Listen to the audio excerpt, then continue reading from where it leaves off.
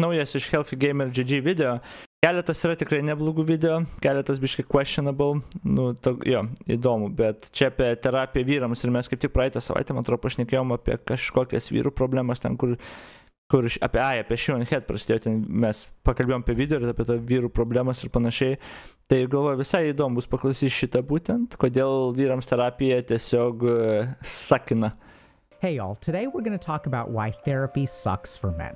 And that may sound kind of confusing because here I am a man, here I am a psychiatrist doing psychotherapy with men. So what on earth am I talking about? Why do I think therapy sucks for men? In my experience as a psychiatrist, I do actually believe that there are systemic biases that make it hard for men to engage in therapy. And today we're going to talk a little bit about what those systemic factors are, how we can understand them, and even how to overcome some of those factors and move towards more emotional health. If you're ready to take the next step on your mental health journey, check out Dr. K's Guide. It's an immersive resource that distills over 20 years of my experience laid out in a way that is tailored to your needs. So if you're ready to better understand your mind and take control of it, check out the link in the description below. So we have to start by understanding where this idea that talk therapy is the gold standard for treating mental illness comes from. So what we really need to understand is that the majority of patients in the history of psychotherapy have been women. About 60 to 70% of patients today. Kaip moteris anksčiau gydydavo? Kažkurio istorijų laikotarpiu išrado kažkoks daktaras masturbuoklį ir masturbuodavo moteris, bet nepamenu, ar tas buvo prieš tai ar po to, kai moterims smegenis pjaustydavo, kad pagydytų jų mental ligas. Wild iš tikrųjų istorija, ne? Wild. Medicina su moterų gydymu. Wow. Who engage in psychotherapy are women. The other thing is that about 60-70% of therapists today are actually women. So I think what happened early on in psychiatry or psychotherapy is that the majority of people we were helping were women. And so when me as a doctor, when I look at 10 of my patients and I see, okay, so it looks like talking to people about their feelings on average is the most successful thing that I can do. But even though that's factually correct, I may not be taking into account that 7 out of those 10 people are women. And maybe the people who are getting helped the most with talk therapy or talking about their emotions are actually women. And it's not just me that says this. If you actually look at the American Psychological Association's guidance for working with boys and men, they sort of point out a systemic bias in the way that we diagnose men and women. And that's a lot of the diagnoses that women get, like depression and anxiety, which, by the way, women are about 2 to 3 times as likely to be diagnosed with that stuff. A lot of those diagnoses have to do with feelings and being able to articulate stuff. So, for example, major depressive disorder involves feeling sad when you're depressed, right? Makes sense. And that a lot of men are actually diagnosed with what we call externalizing disorders. Things like addictions or sociopathy or antisocial personality disorder. So these are disorders that involve behaviors. So I think they're sort of cluing us in on a really important idea, which is that when men feel something, they act on it as opposed to articulate it or talk about it. And if we tunnel down into a little bit about how men deal with their emotions, we'll kind of see that this is true in general as well. Because if you're a man, an emotion is a problem to be solved, not something to be talked about. Aš netipiškas vyras, reiškia, aš nežinau, niekas manęs nemokino tikrai vaikystė ar kažką, bet nuo vaikystės man kažkodėl reikėjo galvoti, aš apie tas emocijas ir šitai perdirbti. Ir pasirodo, tai yra sveikas būdas perdirbti, bet visiškai netyčia gavos tas. Bet jo, tas visiškai teisybė, beje, dar kaip ir moteris, aš čia kalbėjau su draugė vieną psichologę, kuri kalbėjo apie tai, kad ir moteris, kai eina pas terapeutą ar kažką, pavyzdžiui, ne visos tinka. Irgi labai specifiniai būdai, kaip kalba, kaip approachina, kokius patarimus duoda ir tiesiog eini pas kitą, jeigu tau netinka. Nes labai dar skirtingai tas pačias moteris, tom pačiom moterim, tipo, kaip padeda, bet skirtingai. Tas, kas vienai padeda, kitai nebūtinai padės. Tas irgi įdomu. Right? So think about, like, if you get bullied on the playground and you feel ashamed of yourself and people call you a fat kid and beat you up, That isn't something you talk about. In fact, if you go and cry to mommy or cry to the teacher, you're actually treated worse. You're taught that articulating problems and talking to people is cause for punishment. Instead, what you're supposed to do if you're a man is fix the problem, right? So if kids make fun of me for being fat, I'm supposed to lose weight, get ripped, learn martial arts, and the next time they talk, I'm going to teach them who's boss. And so if you sort of think about it, the solution to an internal feeling ashamed, is to take an action and change the circumstances that make me feel that way.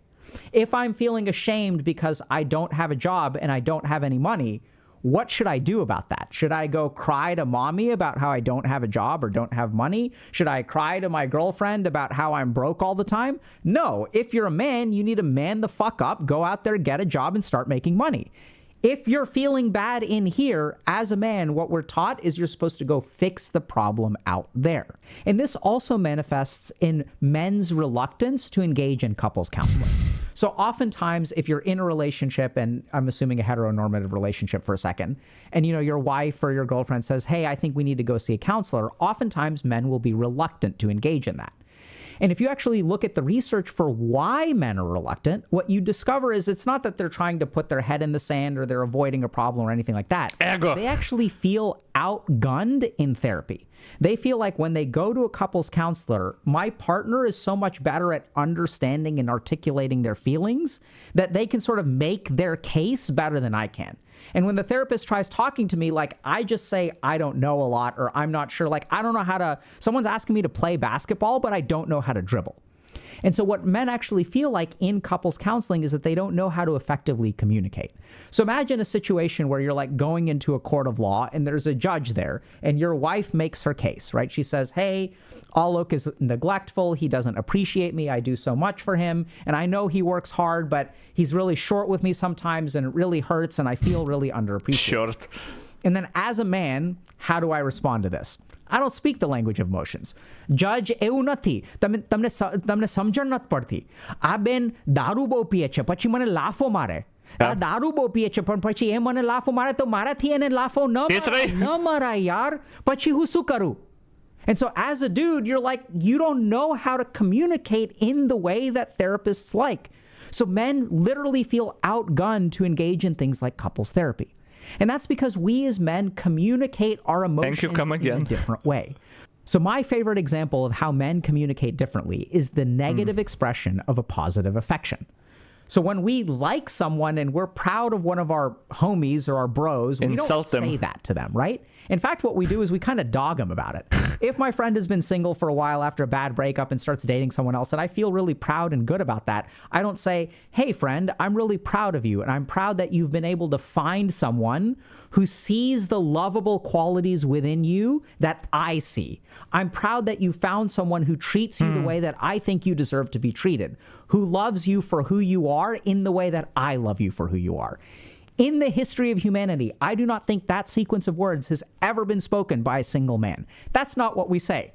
What do? We say, bruh, GG, noob, you're whipped. I guess we'll never see you again. And we're smiling the whole time. We're not like, why don't you text me anymore? I know you haven't been texting me. I feel hurt. Instead, what we do is we actually dog on this guy, right? We're like, we call him whipped and we call him a wuss and we call him, like, we say all these negative things, right? Like, oh, where's the apron? Draugus duhini, bet ne tik vyrai vyrus draugus duhina, aš visą savo draugas duhinu, jos mane duhina, draugai draugus duhina, aš nežinau.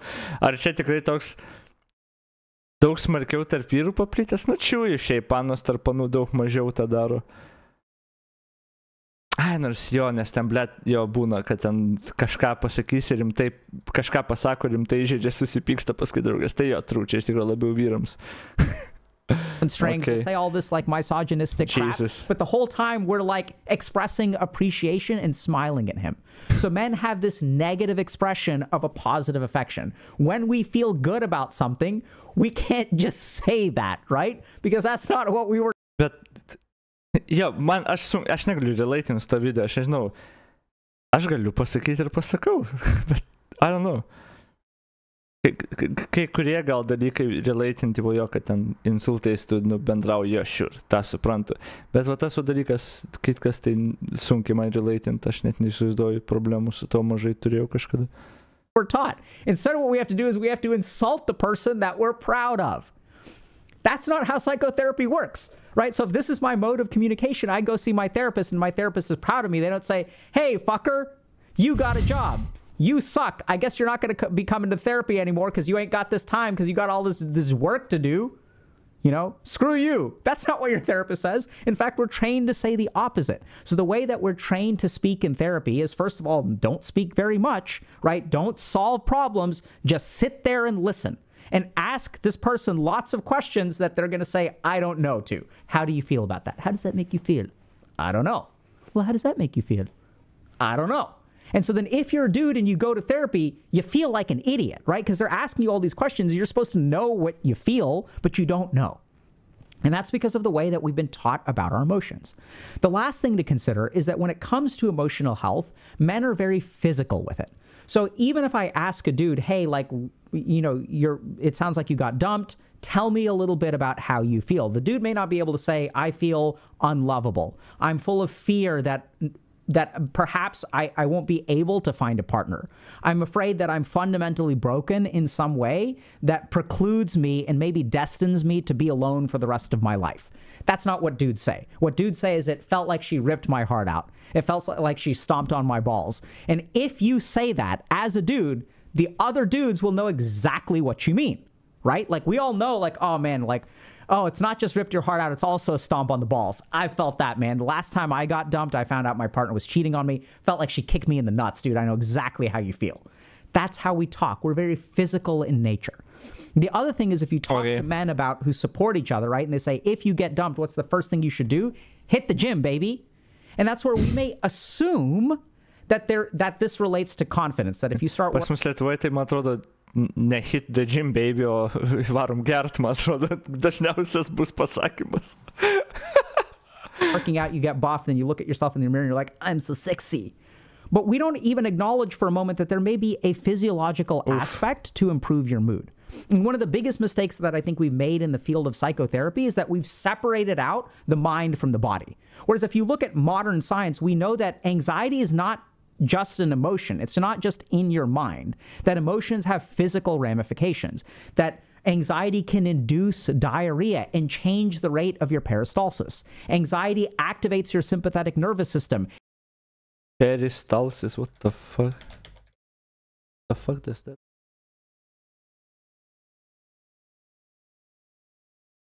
Is the automatic wave-like movement of the muscles that line your...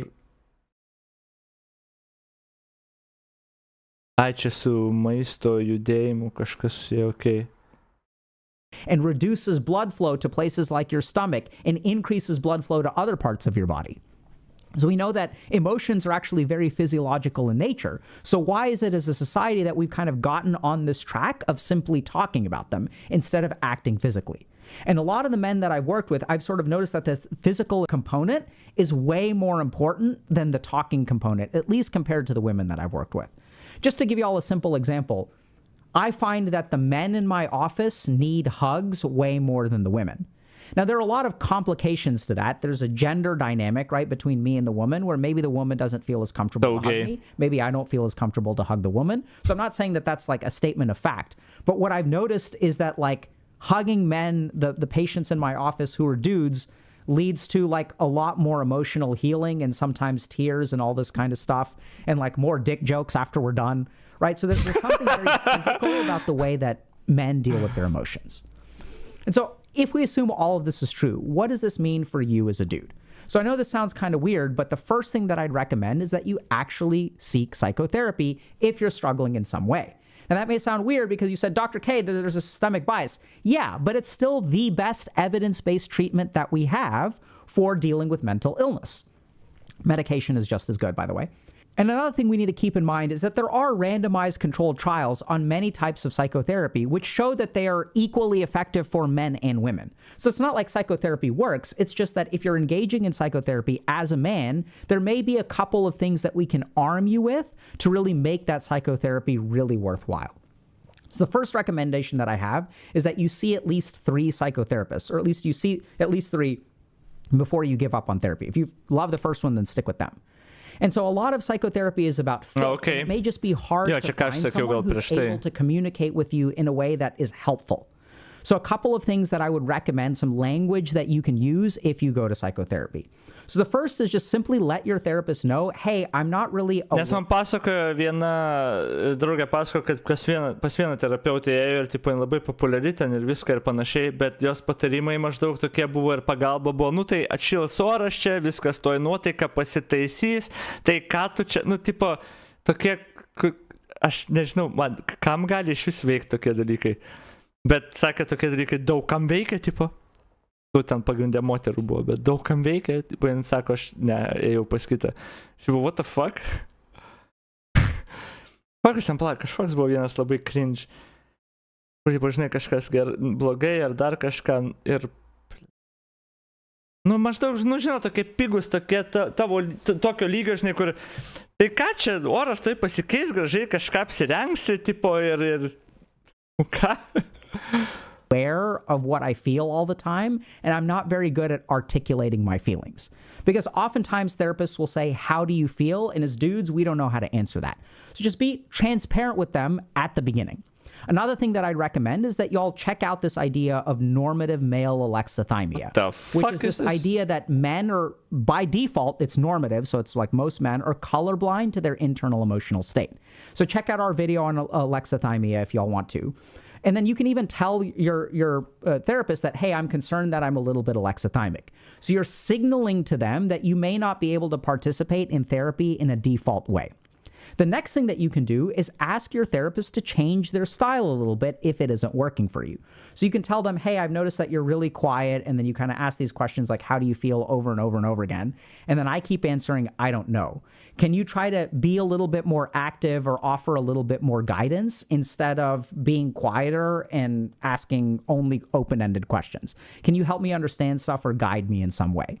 And some therapists may feel really uncomfortable with that. They may turn that around into a question. Why do you feel like you need more guidance? I don't know, because this doesn't seem to be helping very much. So you can just ask them to change their style a little bit. And the third thing that you can do if number 1 and number 2 don't work is after 2 or 3 sessions, I would just go to them and say, hey, I don't feel like I'm actually getting a whole lot out of this therapy. So you seem to be asking certain questions that I have difficulty answering, and I'm hoping that you can recommend a different therapist who's a little bit more active, can offer a little bit more guidance, or asks questions in a way that can help me understand my emotions better. And I know that this sounds mortifying. Oh my God, as a dude, why would I ever do that? As anyone, as any patient, why would I ask to see a different therapist? It means that I don't think they're good. And it doesn't mean that they're not good. It just means that they're not really helping you very much. Or at the minimum, you can have a conversation about what's working and what isn't, and then hopefully y'all can work through that stuff. So I, as a therapist, actually don't feel... Aš nežinau, iš tikrųjų, kiek tada vyrų, kuriem va tas, nu, kurie nėra pas terapeutą buvo arba, nu, nemoka bendrauti, kiek jų galėtų iš tikrųjų tas eilutes pasakyti, man tas įdomu tada. Atrodo sunkiau negu susidilinti savo emocijom. Man atrodo, jeigu vyrų reiktų tas eilutes pasakyti, jis pasveiktų nuo visų problemų. Kad tik nereiktų jų sakyti, ne, aš juokauju, bet, tipo, jo, čia sunkiai. Dabar aš mėginu surišti, tipo, kiek ta nauja gyvenimo įgūdžių programa, ten, kur skaitėm tą programą, nuo mažo amžiaus vaikus, tipo, ten nuo vos ne 1 klasių, kažkiek pradeda ugdyti tą tokį, I guess, gebėjimą ir pažinti savo emocijas ir galų gale kalbėti apie jas.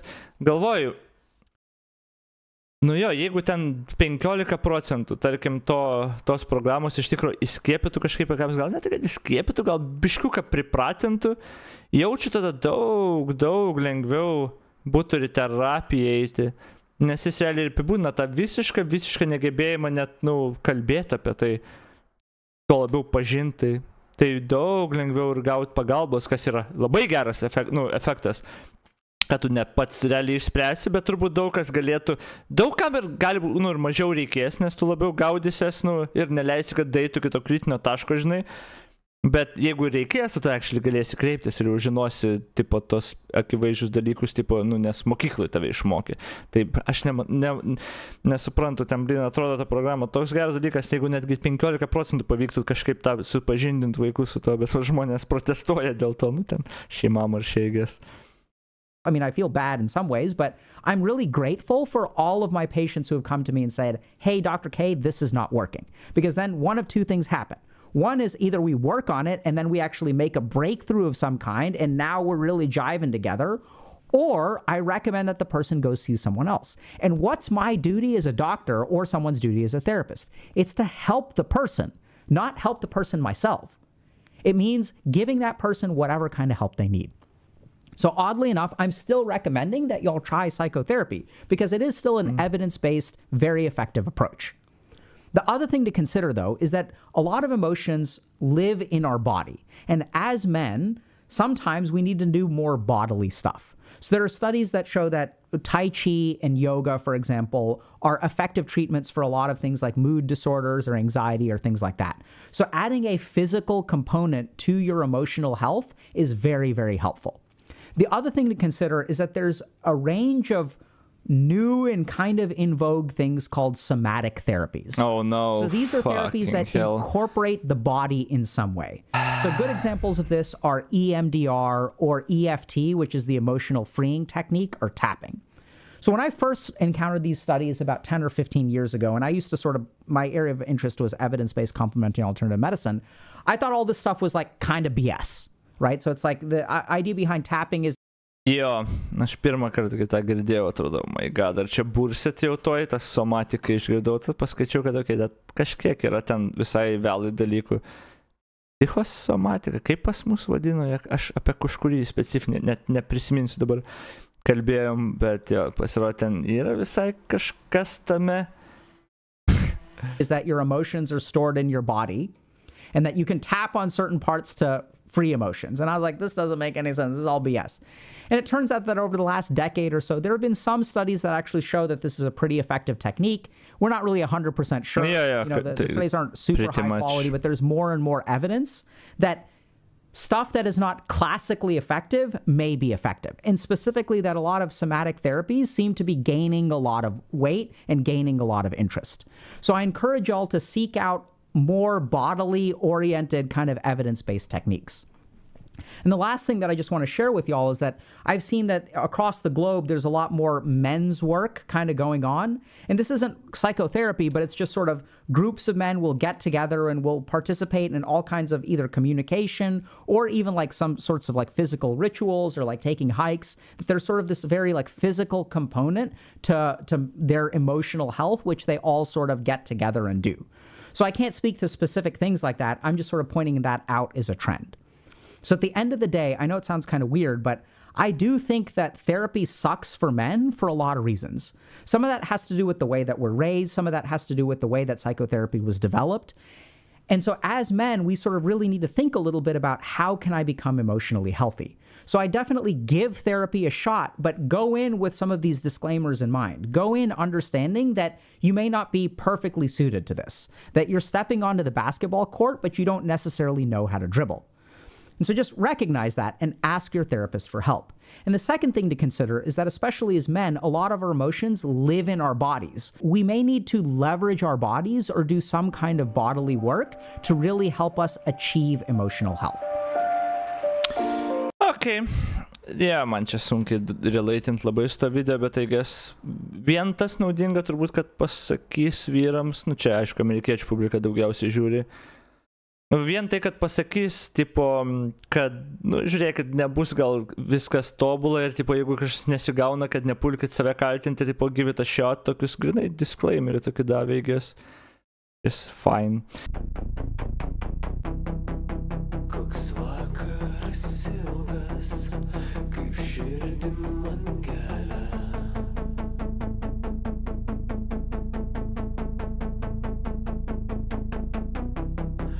Nuskink man jazminę.